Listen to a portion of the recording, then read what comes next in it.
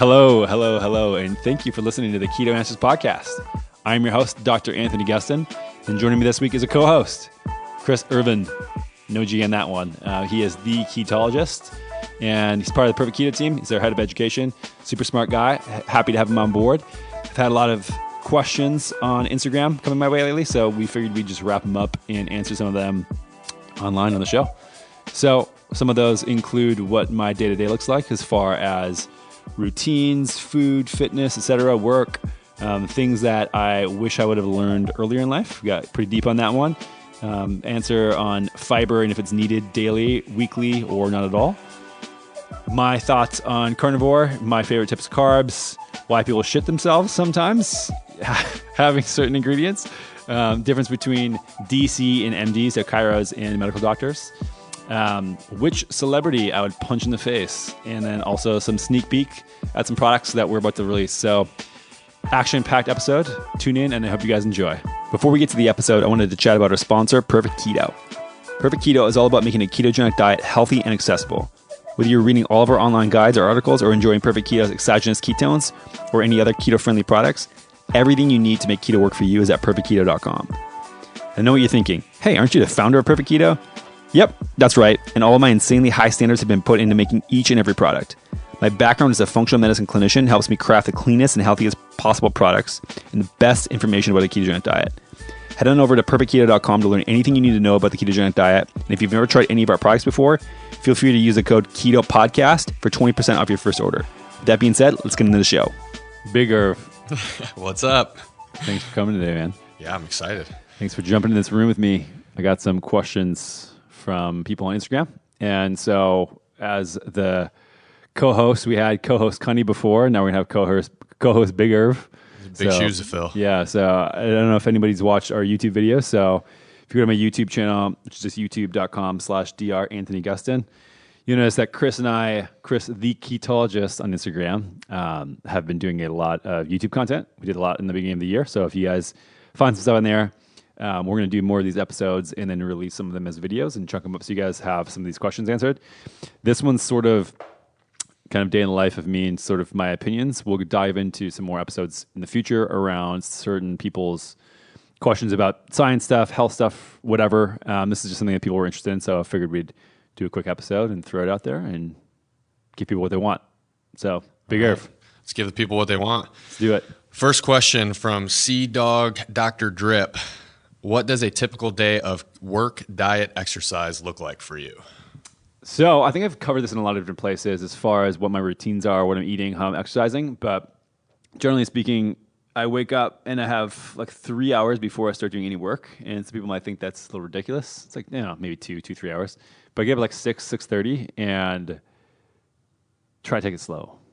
So this is something that I've realized, like I just burn out too quickly. If I wake up and start checking stuff right away, being as part of the Perfect Keto team, you know that sometimes fires are unavoidable, and not that I get pretty pissed off, but it's like there's stuff that can suck you in pretty quickly in the morning if you don't have something set. So I've kind of made it a commitment to myself to wake up, take it slow, hang out with my girlfriend Martha, do some journaling, meditation, eat if I'm hungry. This is another thing. Like I don't do some sort of strict, crazy. Every day I do 16 hours of fasting. Like if I'm hungry, I eat. If I'm not, I don't. And then I usually do some workout. And so that looks like a lot of gymnastics training right now. So I've tried to make you join me these days. Not going well. Hasn't gone so well. I've been doing this for the last year and a half or so.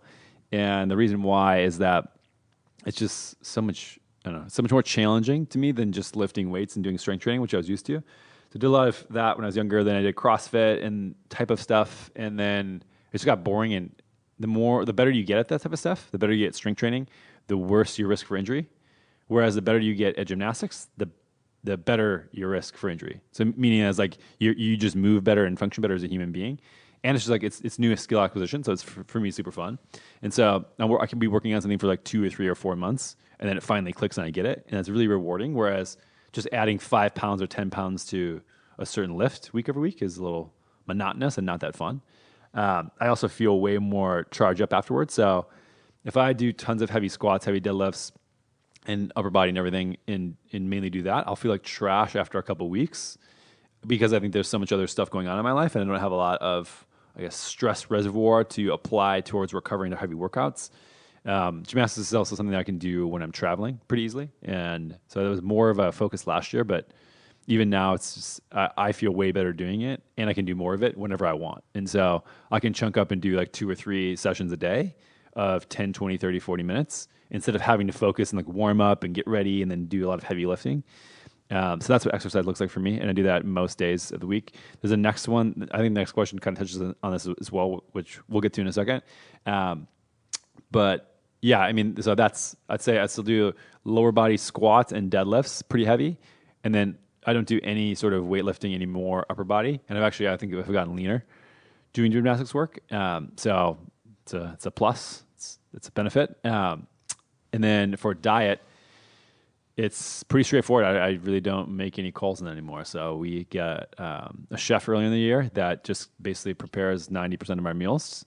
Pretty strict protocol. So I ask for wild game, organ meats, and then I do about 80% animal products. And then on top of that, I just do whatever vegetables that they have. So fermented foods, things like that. You've seen some of these meals, right? Yeah. So just basically like a 2 to 3 pounds of meat probably in a day, which seems excessive, but it's where I feel best. And then I would say, I don't know, 6 to 8 cups of vegetables, depending on if they're fermented or cooked or not. And I feel pretty awesome. And then usually try to limit myself to 1 to 3 keto bars a day. When do you eat your first meal? Yeah, it's whenever I'm hungry. Yeah. And so if I have tons of meetings throughout the day, I'll also time it to be before that because I know like I'm not going to want to be in the middle of 5 hours of meetings and feel like shit. And so I try to at least have it before that. So would you say most days you fast or no? Yeah, most days I don't have breakfast because I'm not hungry when I wake up. Yeah. Today I was, and I ate like half of what my lunch today is going to be, which is just ribeye and some avocado green sauce and some fermented dandelion root or something like that. I don't know. Nice. It was amazing, but yeah, so I ate like half of that in the morning, and then I'm gonna have the rest of it, in about an hour here. Does it change at all around your training? Nope. This stays pretty consistent. No, I mean, so before I work out, I have the keto pre-workout, some electrolytes, usually elements mixed in there. And then afterwards, I have the Perfect Keto whey and then the collagen mixed together. Mm-hmm. And so that's kind of like around the workout. Yeah. No matter if the workout's in the beginning of the day or in the end of the day. Mm-hmm. I just feel best and most energized when I do that. But yeah, that's sort of my routine. What is your general? Well, I think we got one more that we need to hit on is your work. I think that's going to be one. Work. People are going to want to see what's work look like. Shit, man. Work's all over the place. It just depends on my schedule, a day-to-day basis. So, I mean, it could be a week where I have all meetings and I'm not doing anything productive to move anything forward, and it's just basically playing catch-up. Or I have 5 days in a row where I'm just sort of off the grid and trying to think about how to solve a really big problem that we have for the company. Mm-hmm. So it really depends day to day. So we just opened a new office in Austin, Texas, where I do most of my work out of. If it's something that I have to focus intensely on, then I just stay home and work there. But if it's any sort of computer work stuff or meetings, then I take them at the office. But just, I mean, my work is really unpredictable. Yeah. It's a lot and sort of nonstop. So I try to keep a hard cut. So that morning routine I was talking about is usually over by 8:45, 9-ish. I'll call with my assistant Carter at 9 every morning. And after that's kind of like kick off sprint mode into the rest of the day. Mm-hmm. And then I try to shut down, I don't know, try at like 6-ish, 7-ish, but it doesn't always happen the way I want it to. What's shutdown look like too? I think that's a cool thing to hit on. Shutdown's a recap of the day of all the things I wanted to get done. And then all the things I didn't get done that I wanted to get done. Then I ask myself, why didn't I get those things done? And what I can do tomorrow to kind of move the needle forward. So I'm always going to have some free time in the day. So the question is setting up at the end of the day for the next day. Because if it's 9 a.m. and I open my computer and have Slack and emails and all this other stuff, like I can do the easy things first. Yeah. And then I'll get carried away. So if I don't plan the next day out in advance and say, these are the things I want to focus on, these are the projects I want to get done tomorrow, I usually pick at least 2 things and put those on my calendar the night before. So that way I can wake up, have my call with Carter, and then just rip after that. Or at least schedule them in my calendar to make sure that I'm getting them done. Nice. But yeah, I think the recap of did this day go the way I wanted it to, and if not, why, is just a reflection that I think compounds over time. So the more you do that, just the better and more attuned you get throughout your workday to being distracted. And so I think that's a pretty powerful thing to do.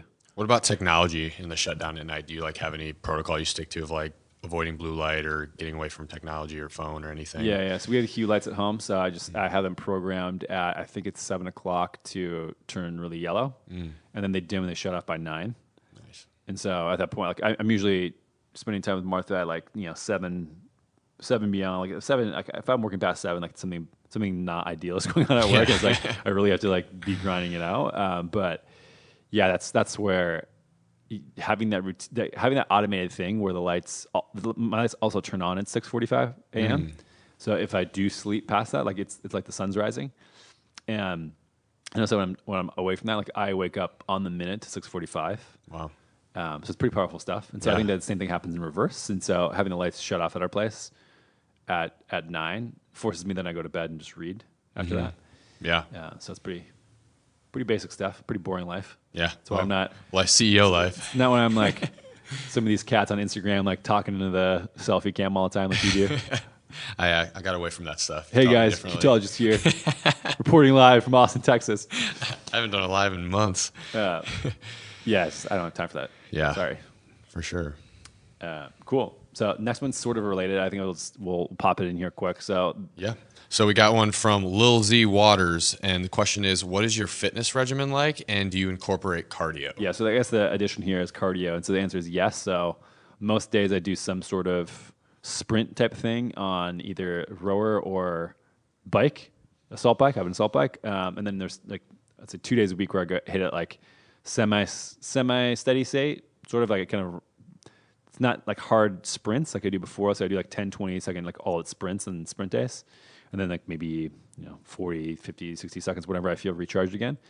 And then to whenever so sprint days, let's just break it down a little bit.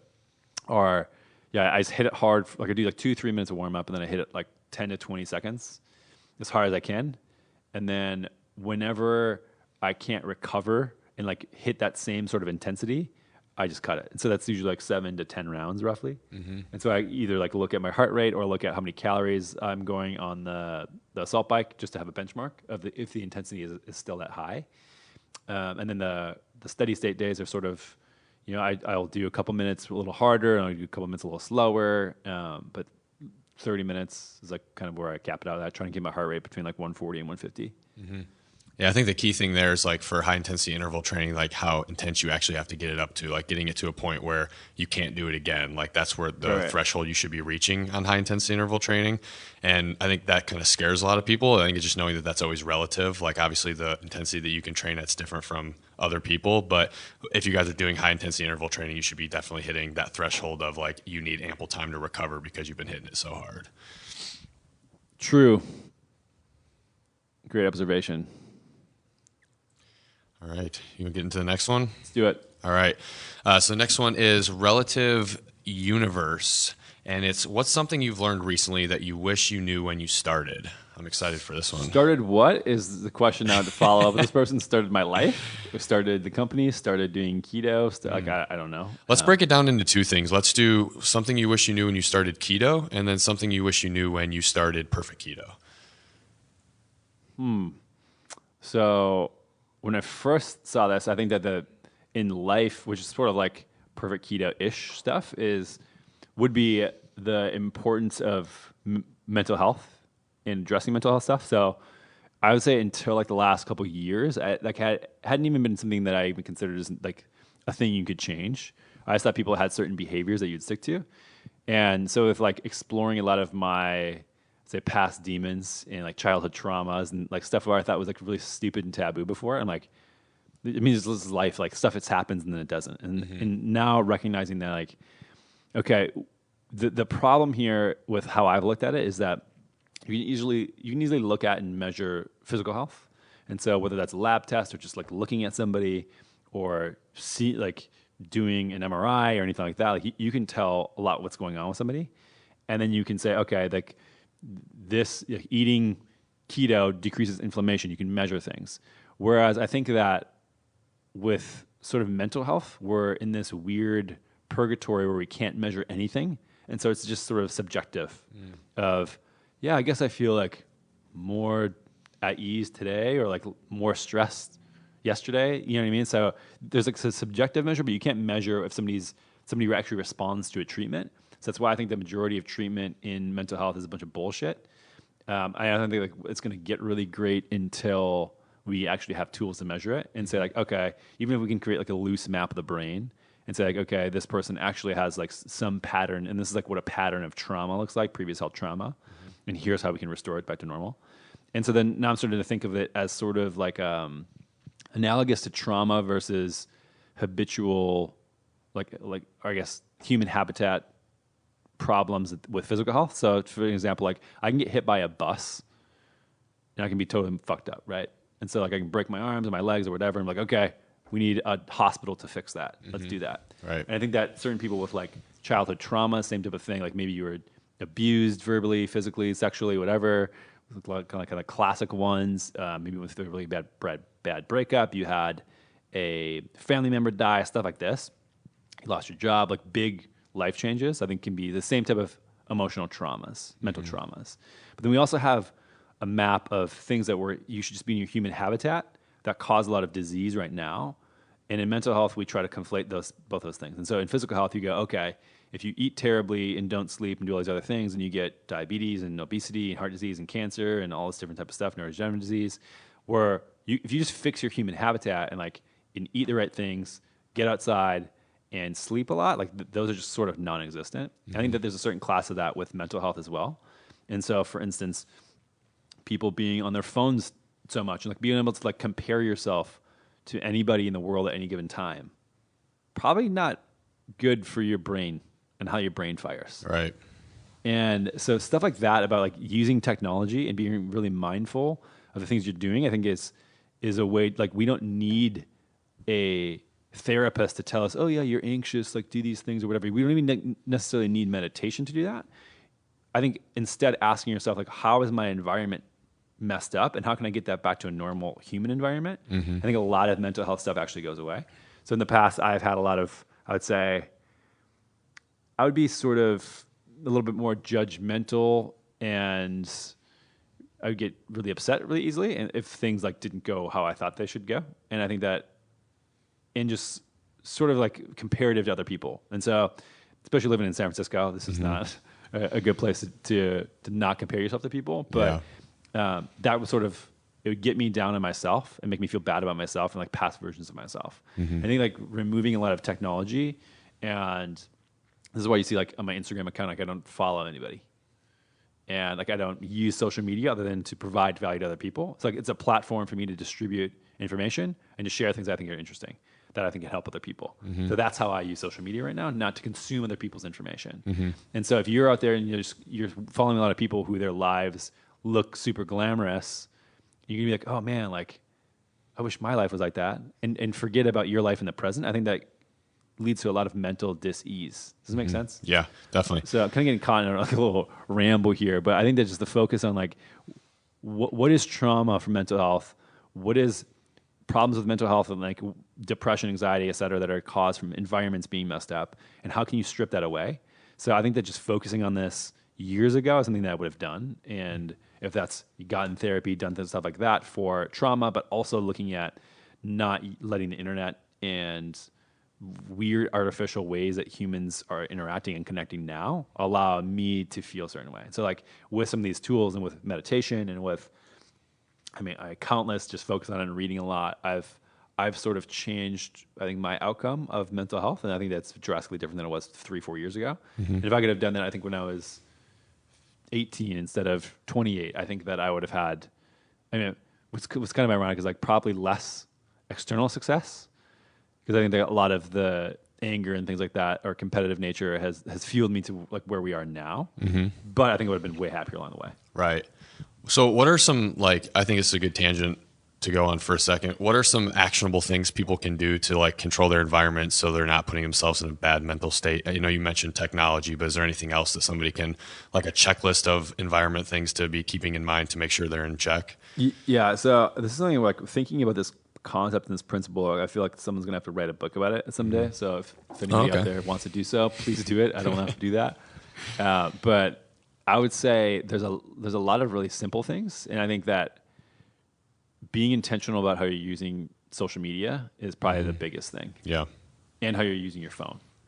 And so the book Digital Minimalism by Cal Newport is a really good resource for this. It kind of lays out a plan of like how to access your technology and have it be a tool that you use to get the job done instead of something that is distracting you. And like this conversation could go in a really weird direction. It's like talking about the motives of Google and Facebook and some of these companies to grab your attention so that they can sell it and all this other stuff. And so, like, I mean, there's a lot of really good people in this space, but who talk about this. But I think that ultimately there's like thinking about how you're using technology and being really intentional about how you use it. Like I don't even have email on my phone. Like I took that off my phone. I have most of the time I have my phone in black and white. And so like things like that, like just like using your technology differently is I think the number one thing. It's sort of like the eat real food is for physical health. Like this is the one thing that I would recommend for people. And then I think that other than that, the environment that you live in, the people you surround yourself with, like the relationships you surround yourself with is probably the next biggest thing. And so people generally can be, I would say, like really destructive or really supportive. And figuring that out and like actually evaluating the relationships in your life, I think is a really, really big thing. Yeah. And making sure that you have people that after you're with them, you always feel better than like you feel shitty about yourself or worse after being with them. Like you should separate that and make sure that like you don't have to be part of a certain tribe. You know, if you feel like somebody is nasty to you, it's like in the past when we only had 20 to 150 people that we like were in a tribe, like we needed to please everybody or else that meant death, right? Because you would be ostracized from the tribe. Whereas now you can choose your tribe very intentionally over time. I think that a lot of people don't think about that, and they try to connect with people on digital means that it's not in person, and then they're not even being intentional about who they choose to be with. And so they're letting the influence of their relationships and the shallowness of their relationships push them in a certain direction. Yeah. And people feel very unsatisfied. And so, yeah, it's like relationships, like spending time with people for extended periods of time. Like, I know we hung out the other night for a couple hours and like actually chatted in person, and it wasn't just sending messages back and forth, which is just, it's incredibly shallow. And I think that you can sort of replicate that with things like FaceTime or whatever, but it's just not the same. Right. You know, and I think that like spending time with people is a huge one. Not being in stressful environments and controlling for that. So like if you're at an airport, like get some noise canceling headphones and try to tune some stuff out. And like the amount of sounds and chaos and intensity that things like that can provide is just alarming. And I didn't realize it until I was pulled away from it for a couple months. But yeah, I mean, so it's pretty aggressive. So I think like just controlling for those three things of like use your technology specifically, choose your relationships and how you interact with those relationships really specifically. I think going for depth other than width with relationships is key. And then I think eliminating like super stressful environments. And if you're in a large city, that means maybe, I don't know, getting more park time in, wearing noise canceling headphones, things like that. It's critical. Yeah, for sure. So to the other part of that, I think that maybe some people might want to know too, is what's something about keto that you wish you knew at the start when you started the diet? When did you start the keto diet? Man, I did keto for the first time when I was an undergrad. It was like 2008. Wow, you're ahead of the game a little bit there. No, I didn't know it was called keto at the time. So what was it? Just low carb? Yeah, so my buddy and I looked in a biochem textbook and looked up like pathways of how to burn fat. That's awesome. And then basically like we're like, okay, well we can't eat carbs if we want to burn fat. And then so we just didn't eat them, and we just basically ate protein. Was it like low fat protein still at the time, or did you get fat that was okay then? Yeah, it was kind of low fat protein. There's a lot of protein shakes. Yeah. And it worked. Yeah, but then I felt like shit because I didn't eat enough fat. Yeah. Yeah. So is that the tip then? Fat? Yeah, I'd say like when I first, like that, like, 10, 11 years ago, it'd be the case. But like, I think this more recent foray would be like 5 years ago. I started dabbling in it a little bit more. 4 years ago, I don't know, something like that. But electrolytes, I think, would be the biggest one. For sure. I think it still is a thing where like I miss, and I'm not like super diligent about it. And some days I'll forget, and I'll be like, I'll feel terrible, and I'll feel like 2, 3, 4 o'clock comes around, and I'm exhausted, and I want to like my head needs to hit the table, and then I have a couple grams of sodium and I feel amazing again. So yeah. I think it's still number one thing that probably most people are struggling with. Definitely. What about yourself? I think just knowing that like being in ketosis is not like the end all be all for a ketogenic diet, and it's not the most important thing that you need to focus on. I think like when I started, there was like a lot of stress of like testing ketones every day.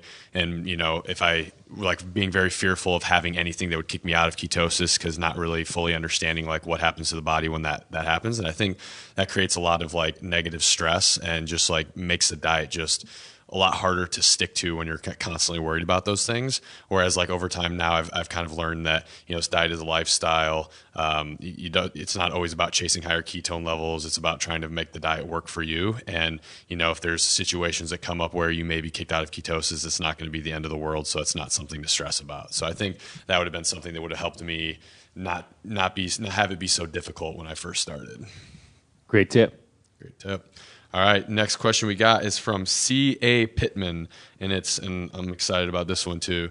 Is fiber a daily need, or can I focus on amount over week? Is it a need at all? That's a better question. Yeah. So maybe you dig into this one a little bit. You seem to be smirking pretty wide over there. Yeah, well, I mean, obviously this is like super controversial topic. It kind of leads into carnivore, which we have a question coming up about that.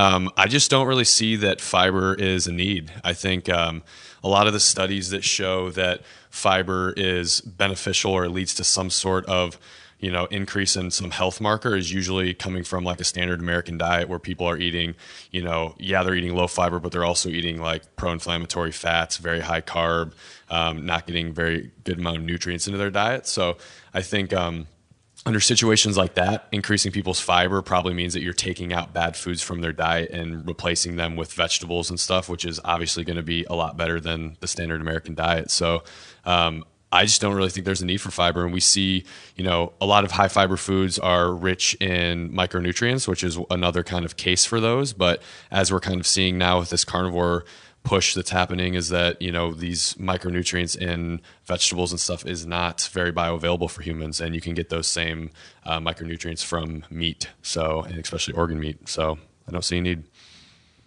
Yeah, and I mean, I saw the same thing in my clinic, and when Dr. Ruscio was on the podcast, same exact thing. When most people have gut issues, the treatment plan is to take them off of fiber entirely. Mm-hmm. Yeah. Okay, so if you needed it, why would it make your gut health better? And this is kind of the counterintuitive of what most people think. And so, you know, we can put in the show notes the links to those episodes. But yeah, I mean, even Ruscio said himself, like, fiber is the most overrated thing ever.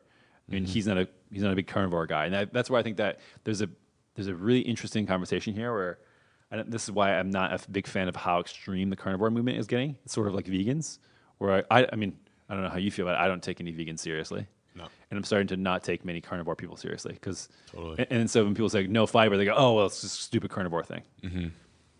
But I think that we should say, like, fiber is not inherently bad, and it's not going to kill you, which probably some carnivore people will say.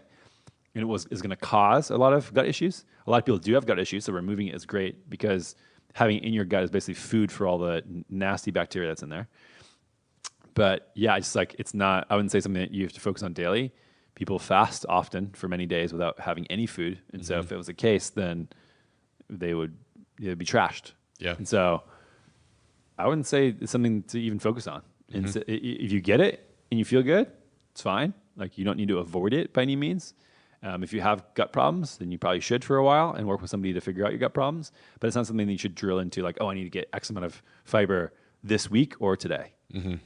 That's the answer to that. Yeah, love it. All right, so this is going to lead into the next question, which is from Novix, and it's, what's your favorite carb cycling meal? So I don't do any, like, sort of carb cycling, and I don't, like, intentionally do that. If I want to eat carbs, I eat carbs. And sometimes I feel like it, and so I do. And I say this one depends, like, if I'm just living my normal life, it would be probably sweet potatoes or plantains, man. I just really like those things, both of them. Yeah. Super easy. Actually, the butterscotch pudding at Diet. Oh, yeah. That's worth it. Yeah. That's crazy. Yeah, we should start working that into a daily carb refeed with butterscotch pudding. There's butterscotch pudding at my favorite restaurant here that I go to, like, roughly every 5 days in Austin called Dai Due. And yeah, their butterscotch pudding is just lights out. And so, yeah, I eat it, deal with it. Yeah. And then like if I'm in, I don't know, I would say if I'm local to somewhere and they have really good carb-based things, then I'll eat them and I'll enjoy them. So for instance, like things like tortillas in Mexico or like bread or baked goods in France, stuff like that. Mm-hmm. Or sushi and like rice in Tokyo. Like it's not going to impede me from my goals and I'm not going to die from having some carbs. Mm-hmm. So, but it's not like I plan them out like, oh, every Saturday is my carb cycling day. I'm going to hit a bunch of this or that. I don't know. It's like real food. And so like real food and then local food. Yeah, and I think that's a good point to kind of bring up is that like if this question is being asked out of the thought that you have to have carb cycling on a ketogenic diet, then the case is no, you definitely don't have to do that. But having carbs occasionally on a ketogenic diet is also not going to kill you. So happy medium. It goes with whatever your goals are, right? Mm-hmm. And so I don't have any I'm not treating diabetes. I'm not trying to lose fat. I'm doing keto mostly because I feel good doing it, and I have really good mental capacity while doing so. And so, will eating sweet potatoes make those things less? Like, no. Mm-hmm. But if I eat sweet potatoes every day forever, like I just don't feel as great. I don't have as much energy. I need to focus on I need to eat more. That's the thing I dislike most about carbs is that I'm hungrier more, and I just don't like having to eat all the time. Yeah, that's just something that I want to avoid. Yeah. So if I can just do keto just to only eat once or twice a day, that's a huge win for me. Totally. Yeah, I think I've noticed that too. Like I used to back when I was in like grad school, I used to do a lot of personal training and just felt like I had to eat like every 2 hours, and if I didn't, I would just be like super tired, angry. Yeah, I just didn't have energy. And then as soon as I started doing keto, I did that while I was still personal training, and I was just like, man, this is great. I can do 6-7 hours of training in a row and then never have to worry about eating because it just doesn't even cross my mind during that time. So I think it's definitely great for a productive lifestyle. What are you trying to do? What do you do when you eat carbs? Yeah, it's actually kind of funny. Like I feel like because I'm the same way. Like I never strategically.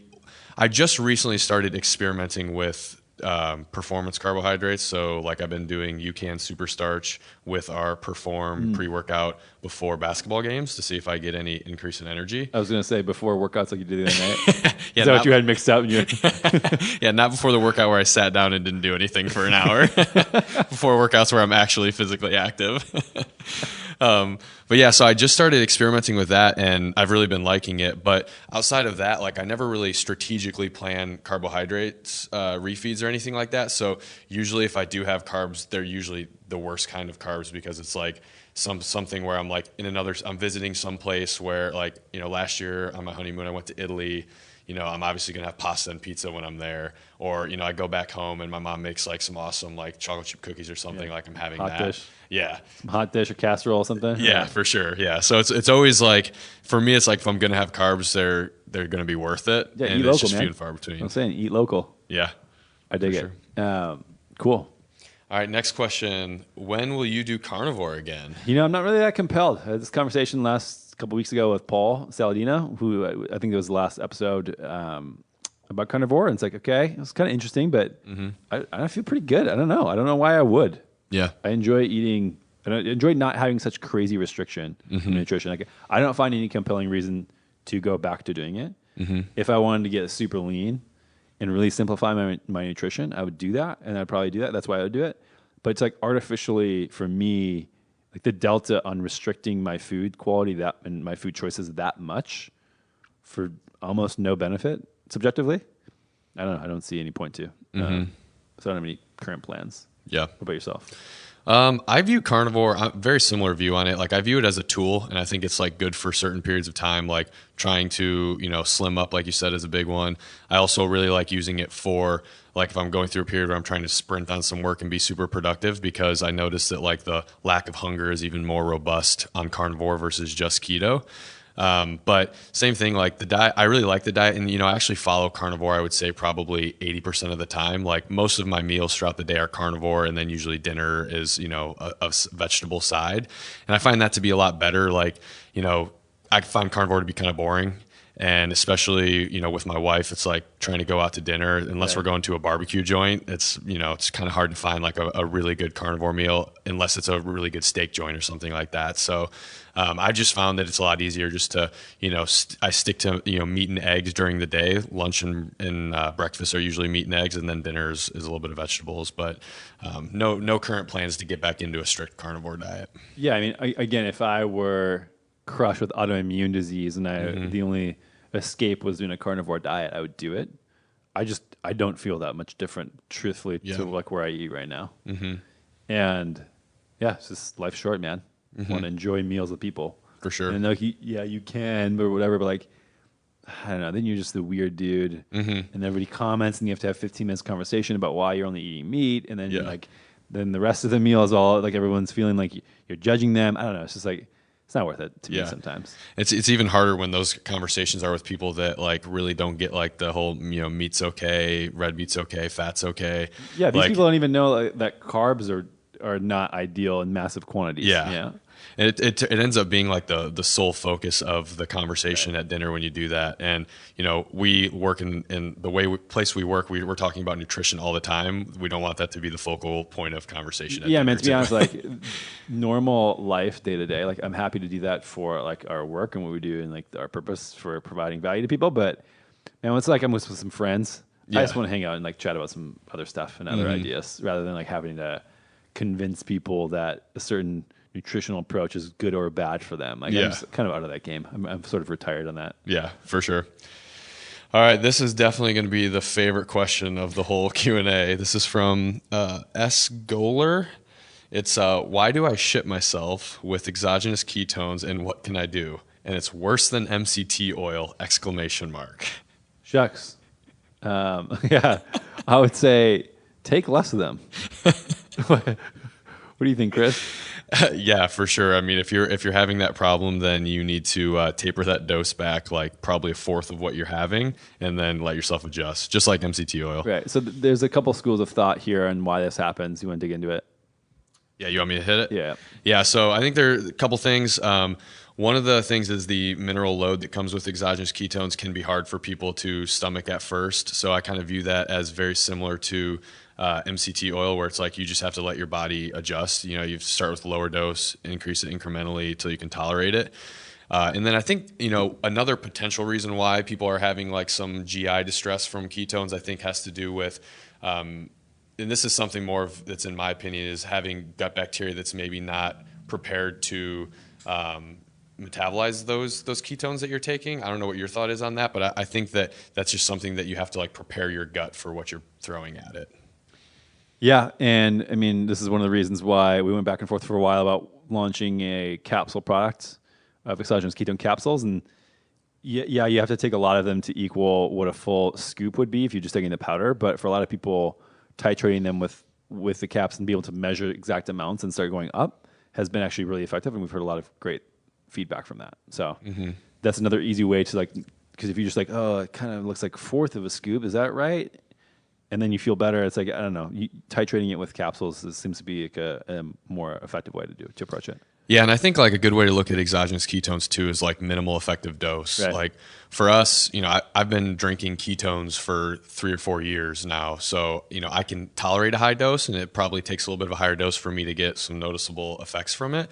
But we have a ton of people around here that have been, just within the Perfect Keto team that are still just doing, a handful of capsules or half a scoop of our keto base and getting a ton of benefits from it. So I think it's just like there's no reason to take a higher dose if the minimal effective dose is going to get you the results you're looking for. Yeah, Carter said he was taking 4 caps and feeling incredible in the morning. Yeah.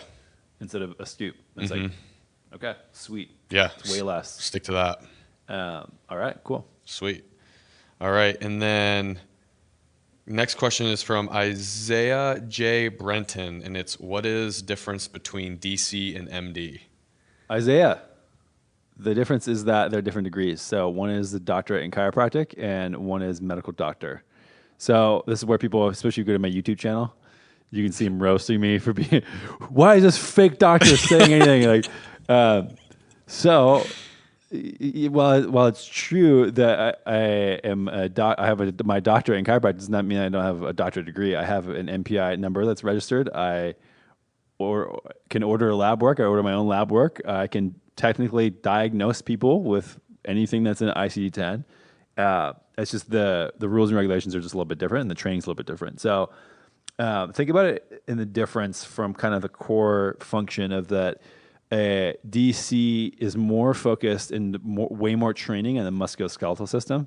So how the body moves and operates from a macro level. So like if you have shoulder pain, okay, I'm trained more to like fix that shoulder pain than not.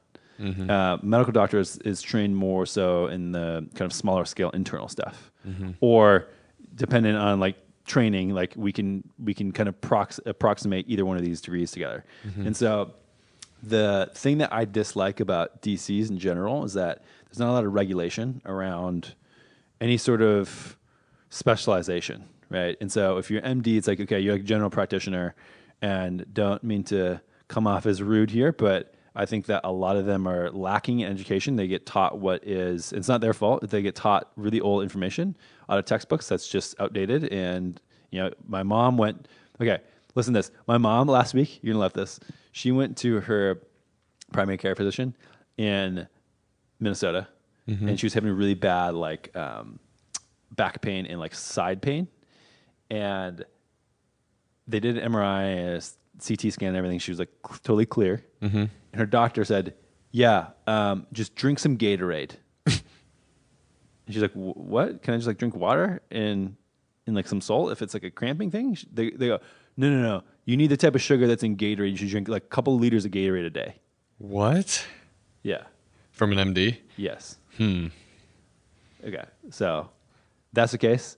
I'm not knocking on MDs in general. I think that anybody, any profession, any service, any doctorate level degree, any expert who's just like at the base level of what they get in school is not really well trained. The great thing about being MD is that then you can specialize and get way smarter at things. And so then you can be gastroenterologist, or you can be like a surgeon, or some of these other things where it's recognized paths that have apprenticeship to them.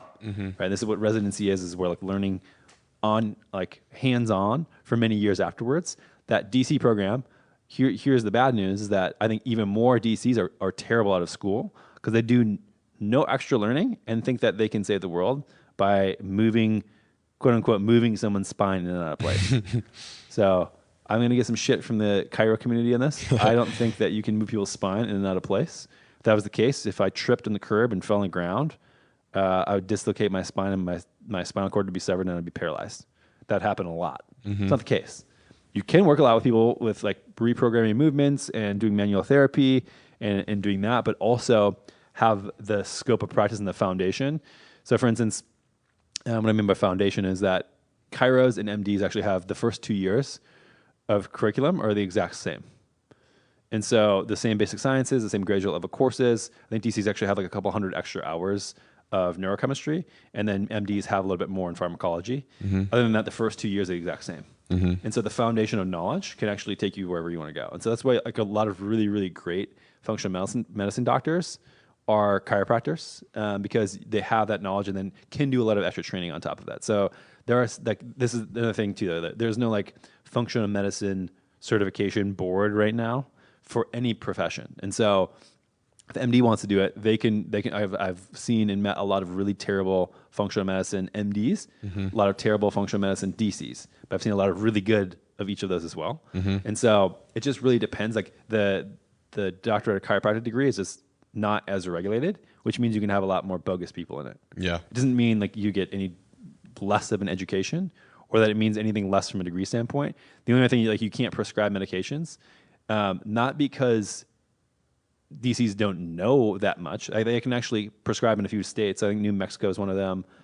Oregon or Washington is starting to open it up. It's because chiros don't have, it's never been the philosophy of a chiro to use prescriptions. So it was just never a thing from the beginning when it was like in the 1800s and it started as a profession. So it's been more of a focus on preventative measures. A naturopath sort of, or an ND, doctor of naturopathic, fits sort of like in between these two philosophies. So they get a little bit of everything, and a little bit more kind of like I'd say Eastern medicine involved with it. So yeah, I mean, what are some like I think that it's tough for me to kind of like imagine where people's heads are at from outside because like one, I haven't been practicing for the last couple of years, and two, I'm just that's the community I'm in. So from your perspective, what are some questions, maybe differences between like DC, MD?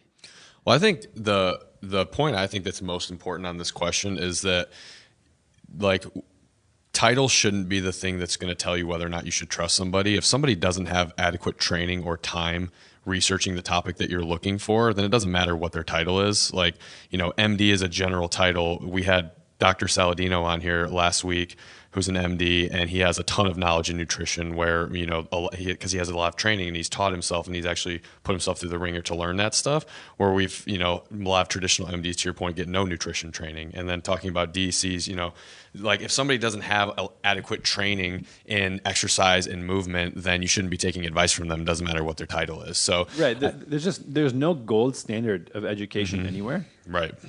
And like, can this person, here's what people should look at is like, does this person display any sort of ability to be wrong and admit that they've been wrong in the past? Right. That's what you should look for in somebody who's giving you information. And so we've changed our minds a lot since Perfect Keto started, and since I started as a clinician. Like, what I was doing 3 years ago was stupid, and here's what I do now. Like, we've changed our stance on protein consumption and all these other things. Yeah. It's like, find people who update their thinking and their mental models. Right. Like, that's the thing you should be looking for, because those people are going to be having the most updated information and not be afraid to say, like, yeah, I was wrong in the past.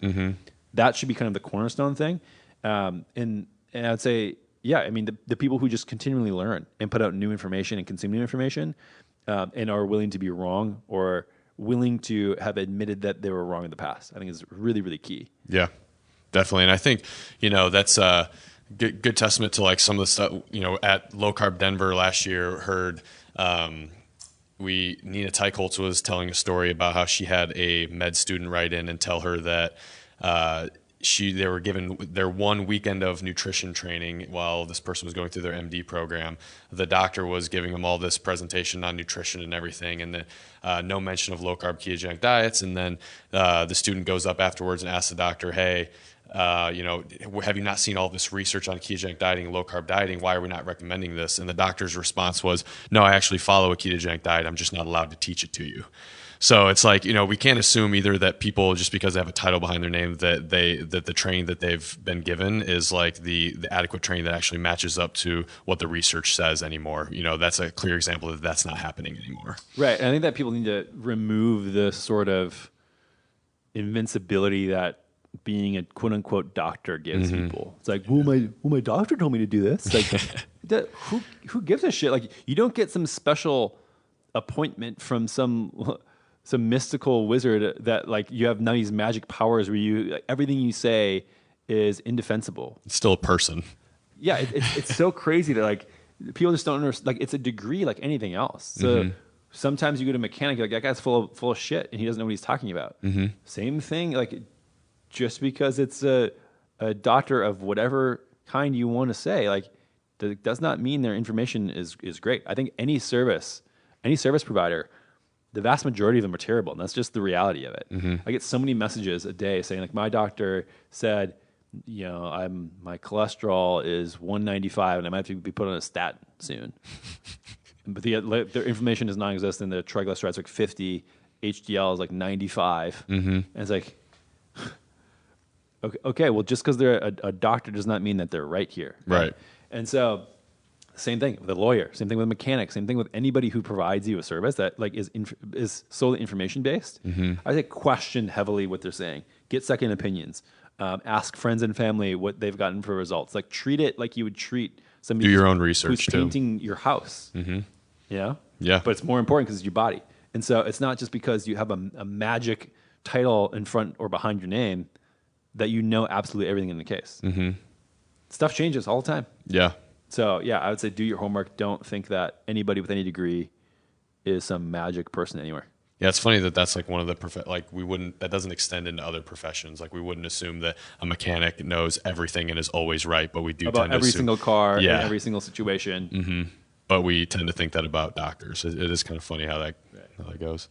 All right, so next question we got is from Carissa_Pad Thai. Right. All right.